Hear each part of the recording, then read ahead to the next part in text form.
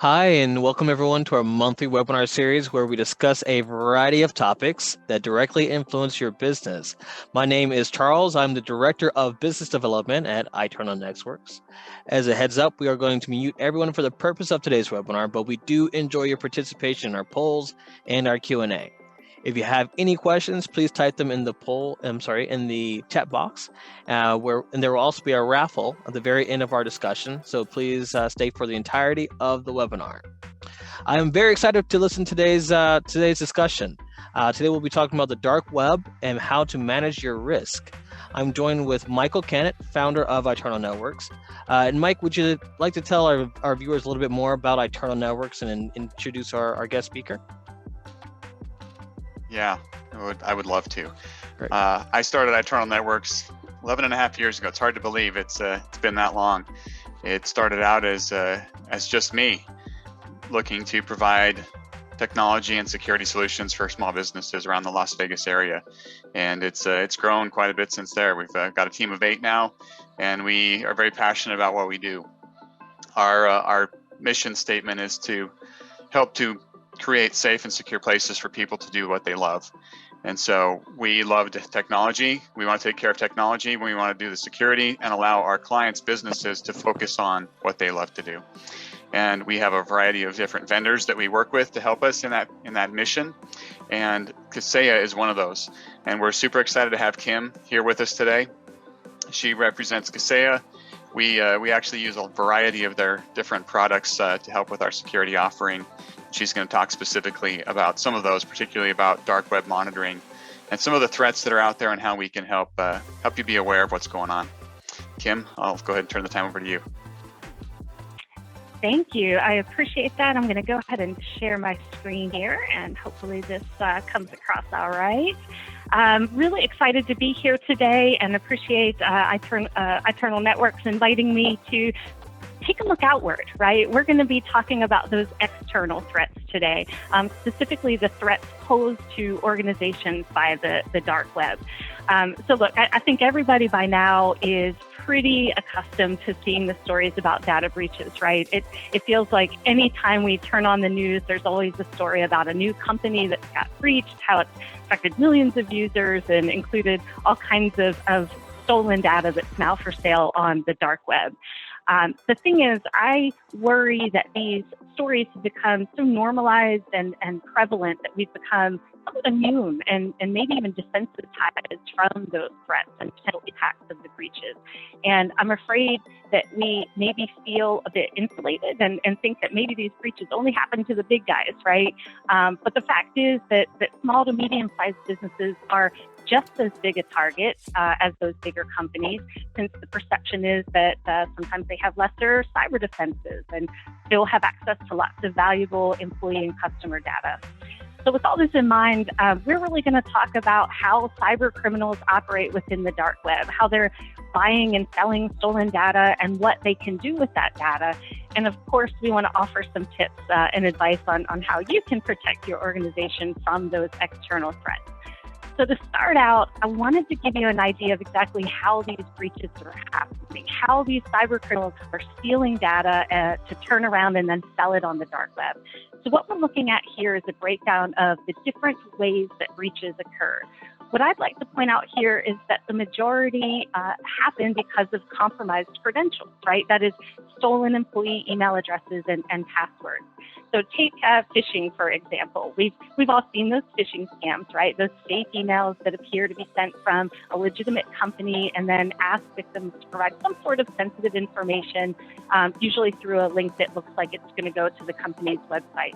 But that website, of course, is designed to steal whatever information is entered. Phishing scams are super low tech, but highly effective. Or, how about business compromise, business email compromise, which is that type of phishing scam where the attacker compromises an executive's account and manipulates the victim into maybe transferring money or providing some sort of sensitive information. Other breaches on here, supply chain network or malicious insiders, cloud misconfiguration. The point here is that this exposed credentials can lead to things like massive breaches or stolen data, ransomware attacks.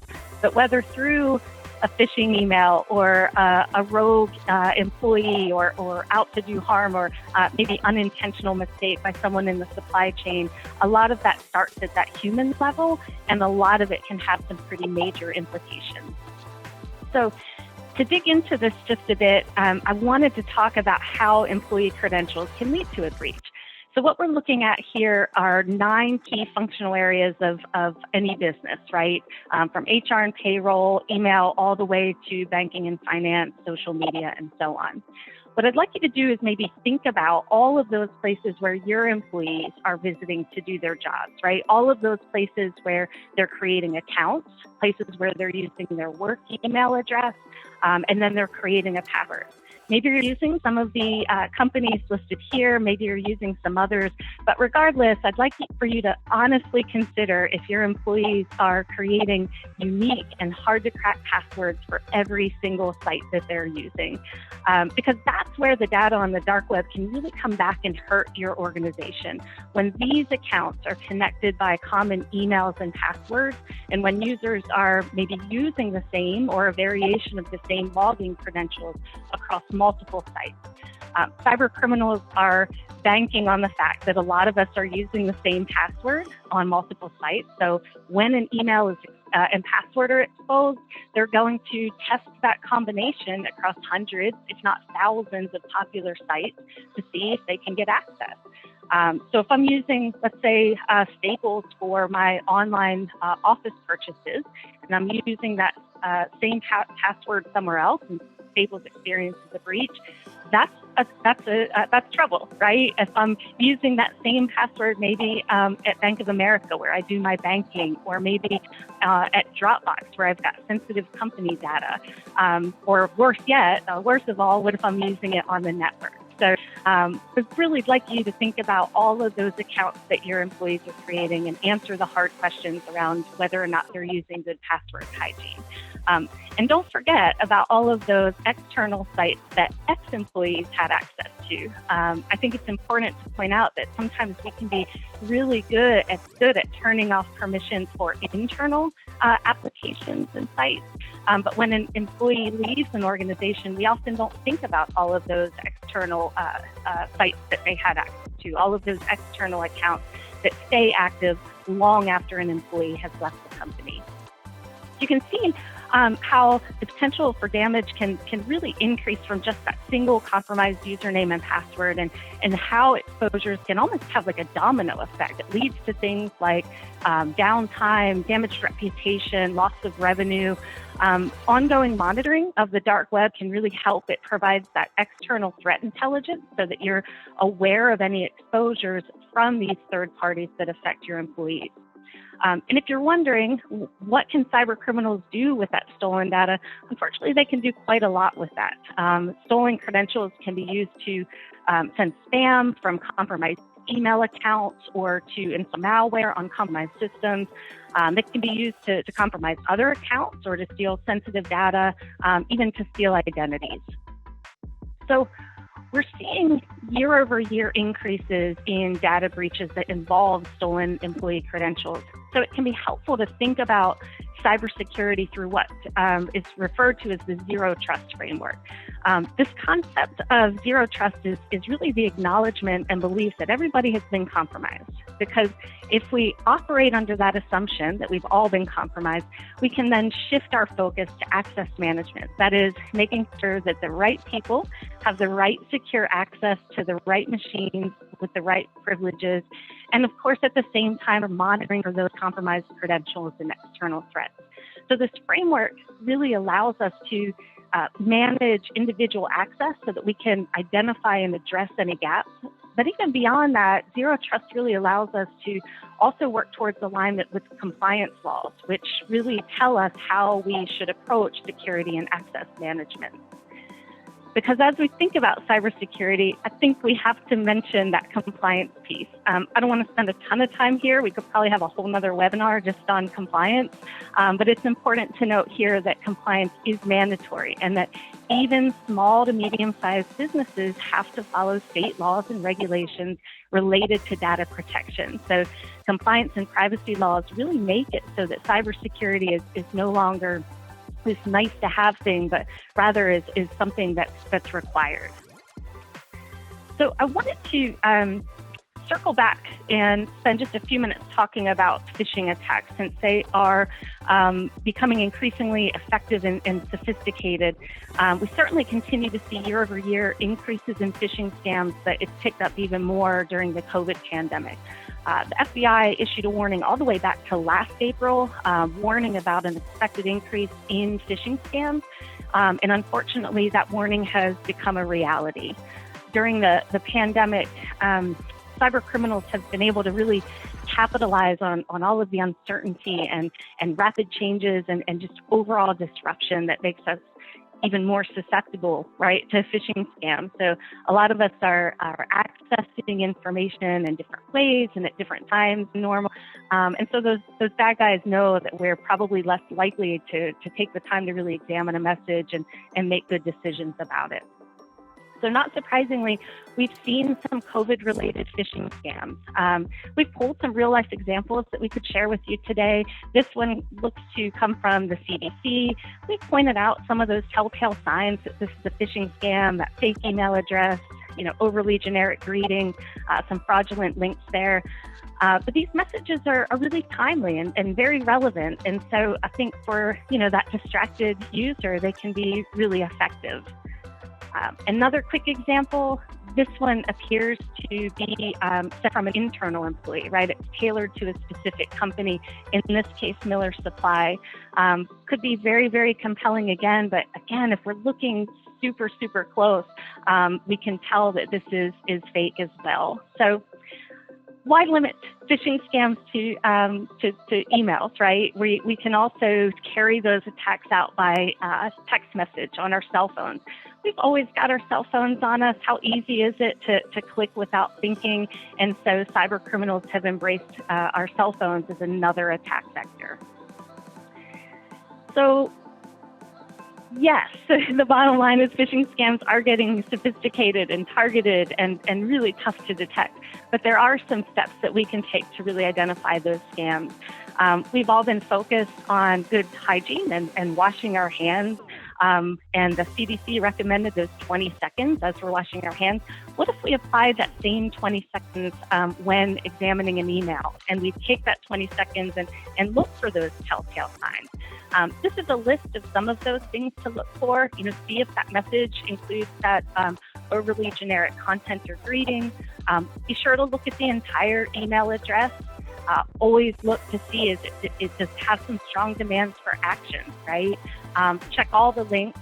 Be on the lookout for misspellings and poor grammar, just weird messaging. Check for secure websites. Always look for that S for secure. And then finally, think twice. I would say maybe even 3 times before clicking on any attachments. A lot of times we can be in that big rush and distracted when checking our email, but to take just that 20 seconds and look for these key things really can save a lot of time and disaster down the road. So it's these kinds of things, these kinds of resources that can really help you educate your employees on what to look for. I don't think I can overemphasize how important education is to change employees' behavior and really set up those good habits. Our employees can be our greatest asset, but they can also be our weakest link in security. One of the things I would recommend is think about security awareness training, right? Help employees be able to spot those phishing scams. And one of the best ways to do that is through practice, maybe through phishing simulations, which are mock attacks that help train employees to be able to identify those phishing scams. Just a great way to address any gaps, deliver appropriate security training, cover the most important security topics. And I think that effective ongoing internal security awareness program can really help reduce companies' vulnerabilities by building what we often refer to as the human firewall, which turns those employees into an integral part of cyber defenses. So along those lines, I want to stop and pause for just a second. I think we've got a poll to get some feedback from our attendees. That's right. We want to do 2 poll questions here, back to back. The first one is, how often do your employees receive digital security training? once a month, once a quarter, yearly, or we currently do not know, or at least don't do it. So I'll give you a couple moments to make a selection there.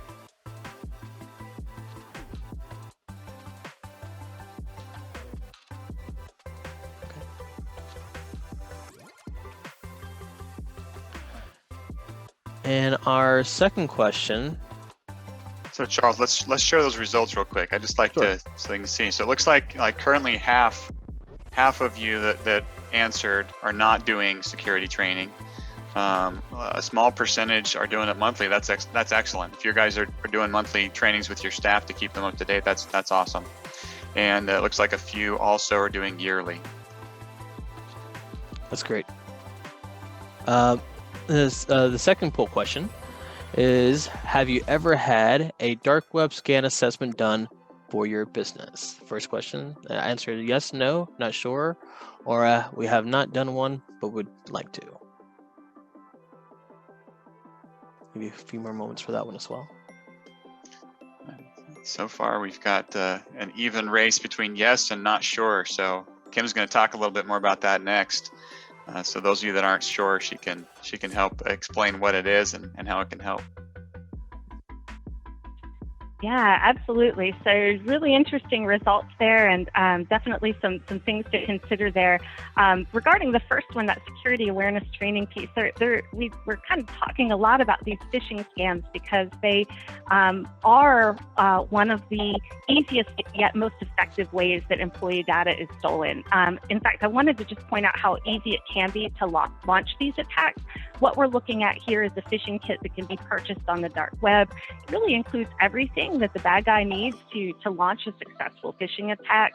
And as part of these, let me go back one here.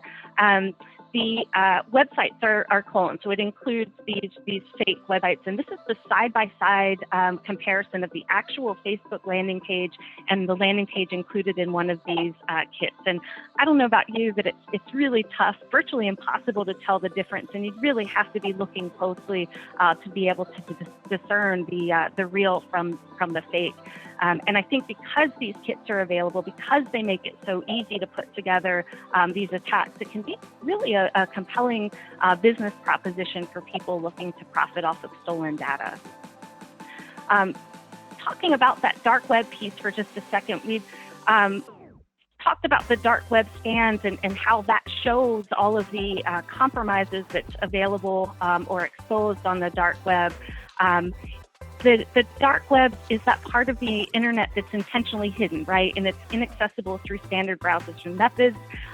There are some legitimate uses to the dark web, but unfortunately, it's become a haven for criminal elements and activities, including the emergence of this thriving marketplace for the buying and selling of stolen credentials. So we know a lot of us don't have a clear picture of what the dark web is, how it operates. So just wanted to run through a couple snapshots that our analysts grabbed. This first one is advertising the largest data dump for just $10. What I think is interesting here, notice the ratings here. It allows consumers to rate the responsiveness and the quality. So much like we would see when we're shopping on the internet, right? The next snapshot here, we just came through a pretty big election year, but not even our voter registration is safe. This is offering up the data on 1.8 million Kansas voters, but lest you think it is isolated to just Kansas, notice all of the other states where exposed voter registration is included. This listing is offering up data on California business owners. Notice the reference in the title here to FULZ, F-U-L-L-Z. That's not a misspelling. That is a term used by fraudsters that means it's got enough personal information to commit identity fraud. Usually it's got the name, social security number, date of birth, account numbers, basically everything you need. And notice that it calls out the high credit score. If we think like a cyber criminal, higher credit score means higher spending limits, right? So these FULZ listings are very, very popular, especially the ones touting those high credit scores. And as you can see, this one was so popular that it sold out. And then finally, if anyone's looking for a career change or maybe a new job, you can see that the Dark Overlord is hiring. This is a job posting that we pulled from the dark web, and it shows just how lucrative a career in cybercrime can be. Starts out at $762,000, increasing to over $1 million in just over a year. Just wanted to touch on an emerging method that we're seeing in cyber attacks. This ransomware as a service is something new that we're seeing. It's essentially borrowing from that software as a service framework, of course. And so for a subscription costing just a couple $100 a month, cyber criminals get a really nice branded platform to log into, much like we're seeing here. They add in all of the context that they want to launch a ransomware attack against, all of the people that they'll send that ransomware to, even some pre-made templates ready to go. So they essentially just launch the attack, sit back, monitor their platform here to see who's clicked, who's paid the ransom. Just a really interesting way that they're operationalizing ransomware attacks. And in fact, if you might have heard about that Colonial Pipeline ransomware attack from late last week, having some pretty big effects here on the East Coast particularly. It is interesting that it's believed that the Russian criminal organization called DarkSide is responsible for that attack. And it turns out that DarkSide is known to be part of the ransomware as a service trend. They rent out their infrastructure to other cyber criminals, they charge a fee, and then they get a cut of the successful ransomware payments. So look, we've talked quite a bit about ways that cyber criminals can steal data, how that data is bought and sold on the dark web, what those bad actors can do with the data. And we've also covered how major events like the COVID pandemic can really create new opportunities for those cyber criminals to exploit. But we don't want this to feel hopeless, right? This isn't all doom and gloom. Yeah, there are some serious threats out there that can cause some damage to organizations. But I think if we're aware of those threats and if we take some steps to increase security, we really can minimize those risks and protect your organization and your employees, as well as your customers. So here are some tips to start moving in that direction. We've certainly covered the first few on here, checking links before clicking, looking closely at attachments, things of that nature. But let's circle back on compliance just a second. As we said, compliance is no longer optional, and businesses have to take steps to protect data and privacy. Automation can be key here and help remove the frustration and tedium by managing compliance regulations and documentation. We've talked about the ramification of exposed passwords quite a bit. So incredibly important to help employees protect those passwords, both on the network and off, perhaps through something like a password manager. Two-factor authentication, part of that zero trust framework that we talked about, is making sure that the right users have the right access. 2FA can help with that, or MFA can help with that. There's some great solutions that provide a nice balance between convenience and security. Keep an eye on the bad guys, right? Monitoring the dark web. We talked quite a bit about how what's already out there on the dark web can come back and hurt your organization. That dark web scan that we asked about in the poll can show what's already out there and can help you figure out where you need to address any vulnerabilities. But it's also essential to implement ongoing credential monitoring so you can get those early alerts as soon as anything new is found. And then finally, and I would say maybe even most importantly, bring the team that you trust to help put together the security strategies that'll work best for your company. Lean on them to provide that guidance and advice that'll help you really stay on top of the changing threat landscape.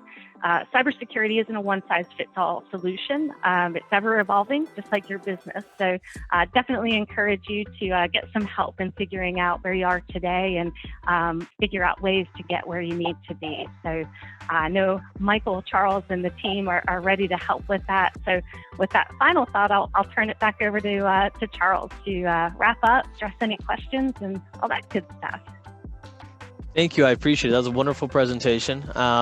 And real quickly, I want to introduce our raffle winner before I forget. Scott Nordine, you're the winner of the raffle, so we'll be reaching out to you via email. so that we can get you your gift card. Once again, thank you, Kim. And so let's answer some of the questions from our viewers.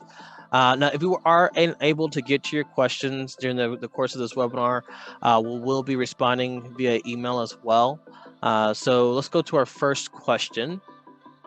And that is, what should I do if my employee's email is found on the dark web? Good questions. So if your employee has stolen information on the dark web, an employee email address, maybe a password, maybe some PII or personally identifiable information, hate to sound like a broken record here, but my first advice would be, work with your security provider. They'll be able to share that advice and guidance to minimize any potential vulnerabilities. Depending on the data, there may be a need to scan the computer of the user or maybe the network.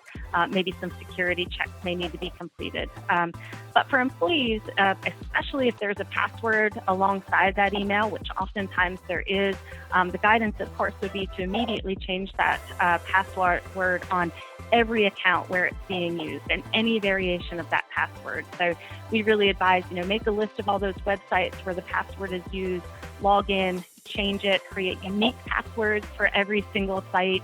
And then while you're there, make sure the account settings look okay and nothing has been changed there. That password can no longer exist, can't use it anymore. And then it's important to just keep an eye out on online accounts, especially bank accounts and accounts with sensitive information, just to be on the lookout for any strange activity there. I would also add, while you're in there changing the password, might as well add two-factor authentication, set that up, because then if somebody does gain access to that password, there's still one more layer of protection before they get in. Great point.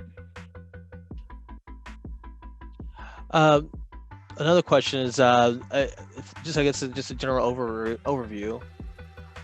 As can we do a dark scan for any businesses that are interested? I think the answer there is yeah. Yeah, we can definitely do that. If you're interested in having a dark scan performed, reach out to one of us on the team. We can do that and get you an idea of what's out there. How long does it usually take to do something like that? What's the turnaround on a dark web scan? It's always changing, and that's, Kim mentioned the importance of monitoring it, because just because there's not something with your email there today doesn't mean it's not going to be there tomorrow. Every time you hear about a breach, frequently shortly after that breach, those credentials that were found are now located on the dark web. So, just because you have limited exposure now doesn't mean it's going to stay that way forever. But it doesn't take that long for us to log in and perform a quick scan to get an idea of what's out there right now. But the important thing is also being vigilant and making sure that you're still aware of what's newly being posted out there as well.